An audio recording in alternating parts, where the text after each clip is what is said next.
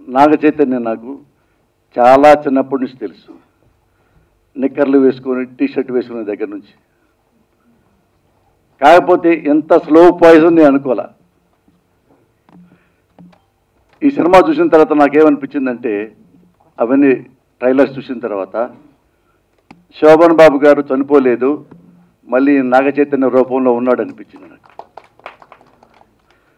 ఎందుకంటే నేను ఆర్టిస్ట్నే, నాగ చైతన్యతో 2-3 సినిమాలు చేశా.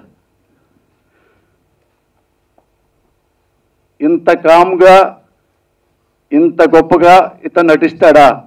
నాకే ప్రౌడు, జలసి అంటే ఈర్ష్య అన్ని కలిగినాయి నాగ చైతన్యాన్ని చూస్తుంటే. ఈయన డబ్బింగ్ చెప్పిన విధానం, టీవీ ట్రైలర్ చూడండి మీరు, అందులో ఎవరి మీద డిపెండ్ అవ్వ నేను బతకడానికి అనే డైలాగ్ ఉంటుంది. రావు రమేష్ గారి డైలాగ్ చెప్పిన తర్వాత ఎంత గొప్పగా ఎంత బాగా చెప్పాడంటే, డైలాగ్ కింగ్ అని నీకు నేను పేరు ఇవ్వచ్చు బాబు. ఎక్సలెంట్ అంటే చాలా గొప్పగా ఫీల్ అవుతున్నా. ఎందుకంటే నాగ చైతన్య చాలా మంచివాడు అని నాకు తెలుసు, చాలా గొప్ప నటుడు అని ఈ సినిమాతో నేను తెలుసుకున్నా బాబు. అంటే మంచి క్యారెక్టర్లు పడక అలాగే నటిస్తున్నాడు, మంచి క్యారెక్టర్ పడితే ఏమైనా చేస్తాడు అనేది ఈ సినిమాతో ప్రూవ్ అయింది. నీ గురించి ఇంకా ఎక్కువ చెప్తే నీకు దిష్టి తగిలేదు బాబు. ఈ సంబంధం గురించి మనం నేనే ప్రత్యేకంగా ఆమెకి నేను సర్టిఫికేట్ ఇవ్వక్కర్లా. సమంత, నీకు సర్టిఫికేట్ కావాలా? Above all Shiva Nirvana. శివ, రాఘవేంద్ర గారు రిటైర్ అయిపోయారు, నువ్వే ఆ ప్లేస్లోకి వచ్చావు.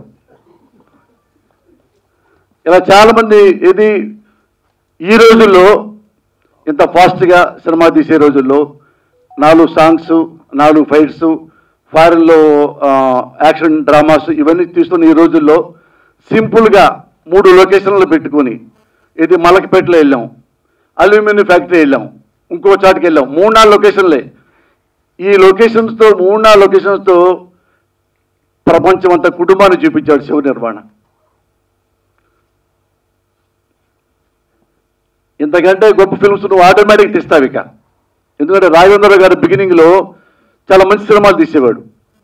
జ్యోతి, కల్పన, నిప్పు లాంటి నిజం, ఇక మంచి ఫ్యామిలీ డ్రామాస్, చాలా చాలా గొప్ప సినిమాలు తీశాడు. సేమ్ ఇప్పుడున్న తెలుగు ఇండస్ట్రీలో ఉన్న డైరెక్టర్స్లో ఇంత సింపుల్గా కథ తీసుకొని ఇంత గొప్పగా తీసిన డైరెక్టర్ అంటే 1, 2, 3 వన్ ఆఫ్ ద బెస్ట్ అంటే శివ నిర్వాణ నువ్వే. అంత చాలా గొప్పగా సినిమా తీయడం జరిగింది. ఎంత మంచి సినిమా అయిందంటే, ఈ సినిమా నేను బాగా యాక్ట్ చేస్తేనో, రావు రమేష్ గారు బాగా యాక్ట్ చేస్తేనో, నాగ చైతన్య బాగా యాక్ట్ చేస్తేనో, ప్రొడ్యూసర్లు బాగా డబ్బులు పెడితేనో వచ్చే సినిమా కాదు ఇది.